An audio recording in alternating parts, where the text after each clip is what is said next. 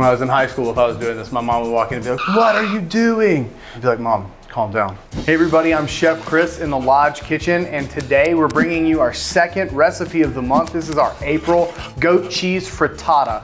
So, cook along with me.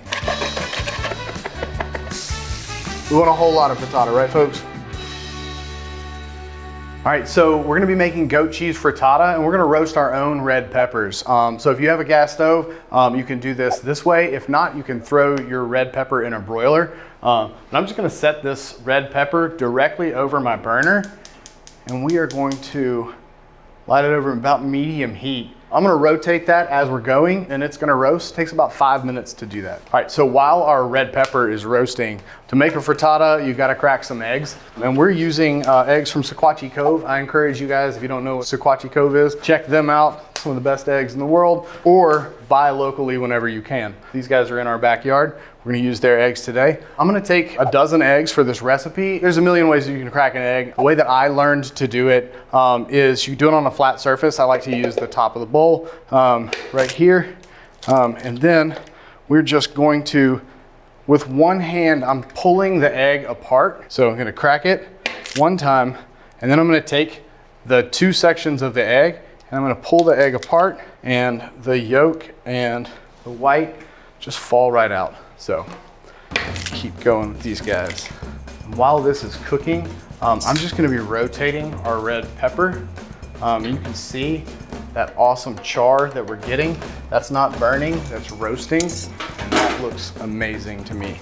All right, like I said, this is a dozen eggs. If you can't do this with one hand, that's a-okay. I like to try to keep one hand clean if I can. You can always crack it with two hands. Nobody's gonna judge.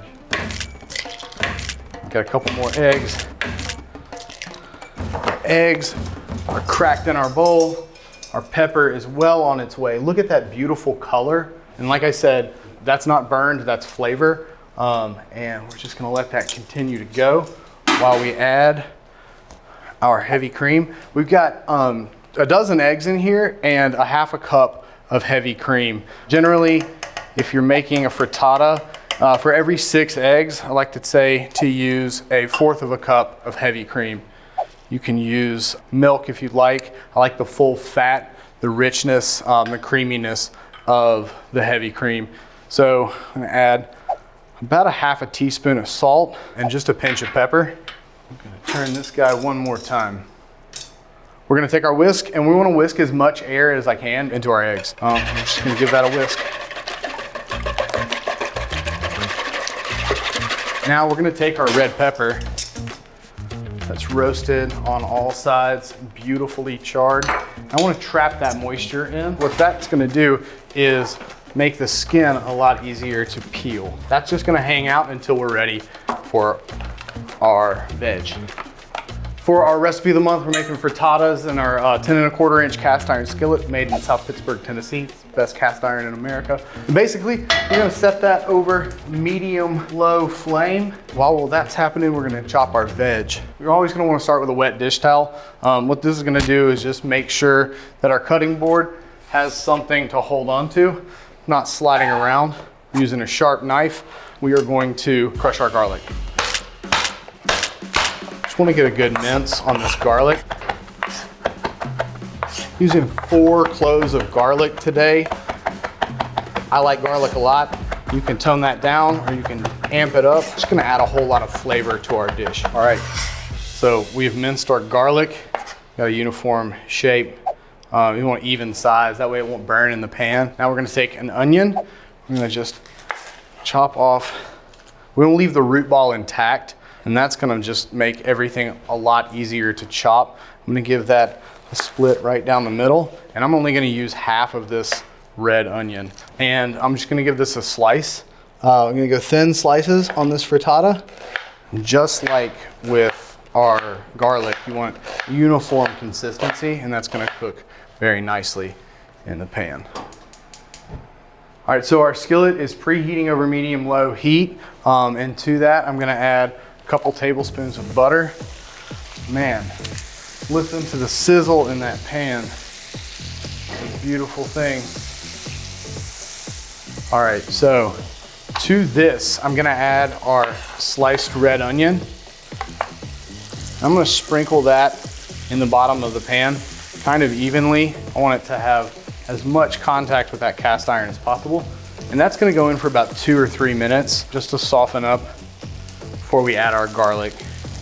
So we've got our red pepper here. It's been steaming under this plastic wrap. I'm just gonna remove the top, and the skin is gonna peel off really, really easily. Basically, I'm just gonna scrape it away with this knife. But you can do this with your fingers too. Now this is just gonna be bitter. You're not gonna want that part. It's not the flavor that you're looking for. A little bit of that char in there though is gonna add some complexity. So you don't have to clean it all the way up. We're just trying to get enough off of it so that we don't make our dish bitter. All right, so take that off. Now I'm just gonna chop off the end, one side and the other side. And then we're gonna open this up and we'll remove the ribs and the seeds. You wanna cut away from yourself as much as possible. I'm just gonna now cut that into kind of equal portions. I'll stack them up and then I'm gonna give those a julienne. Julienne just means we're gonna cut it into thin strips. That looks beautiful. That little bit of char in there is delicious. Kick that heat up just a bit. Our red onion is looking very, very pretty in here. Softened up really nicely. So I'm going to add our garlic. Garlic's gonna go in. I said I'm using a lot of garlic in this recipe, folks. It's one thing that you're gonna know about me. I love garlic. We don't wanna brown it at this point. We just want it to cook a little bit through so that it doesn't have that bite. We want all the flavor from the garlic to come out, but tone it down just a little bit. So that's all we're doing for that. Got some spinach here today, folks. Got about 2 cups of spinach, and it seems like a lot of spinach, but that's gonna cook down really quickly. It's a magic trick, folks. This is a magic skillet. The FDA has not confirmed nor denied the magical powers of the large cast iron skillet. We're just gonna roll that around in our skillet while that spinach wilts. So for this frittata, we have our Parmesan, our egg, our heavy cream, salt and pepper that we've whisked away in our bowl. And that is basically going to create this beautiful, silky, velvety consistency. And it seems like a lot of eggs, but it fills up this cast iron skillet very nicely.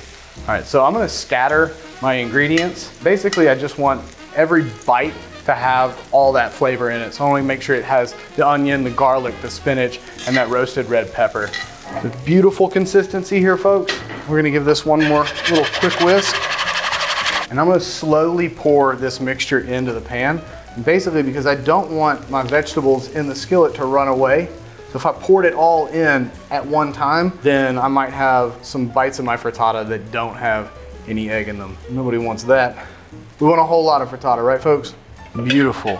So I added goat cheese to our freezer before we started. And what that's gonna do is firm it up. I'm gonna take the tines from my fork and just rake that over the top of my frittata. Goat cheese is super creamy. And we love that about it. But this just makes it easy to distribute over the top. Also, the skillet is still over the heat. It's setting the bottom of the frittata. We wanna let that go for 1 to 2 minutes before we add it to an oven at 375 degrees. And to that, I'm gonna add the rest of our Parmesan cheese. This Parmesan cheese is just gonna help the top brown a little bit. Also, it's gonna add some saltiness and a little bit of nuttiness. So we like cheese, right, folks? You can see the edges are starting to set. This is gonna go into our oven at 375 degrees for about 20 minutes, just basically until the middle stops jiggling.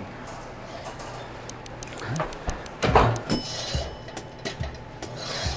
got a little bit of a jiggle to it. So I'm gonna let it go a couple more minutes, but as soon as that center sets, it is done.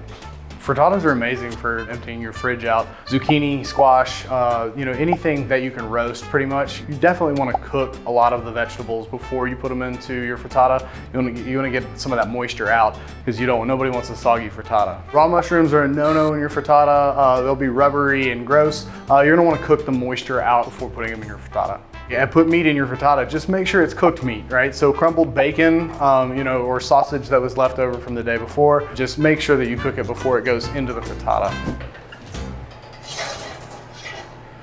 Beautiful.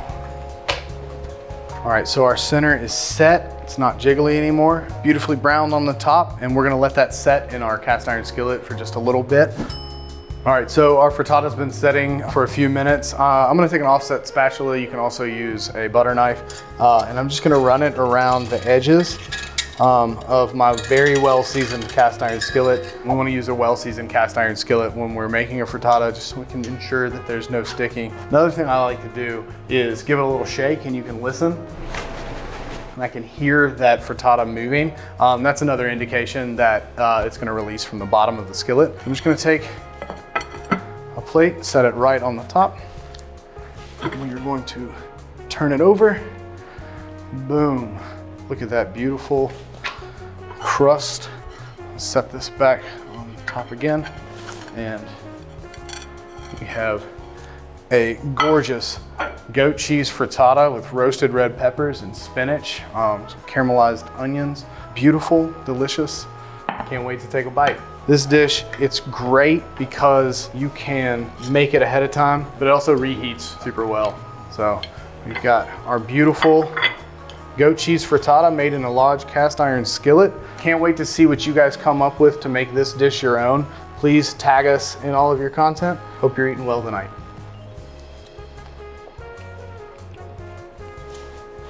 That was a tasty frittata.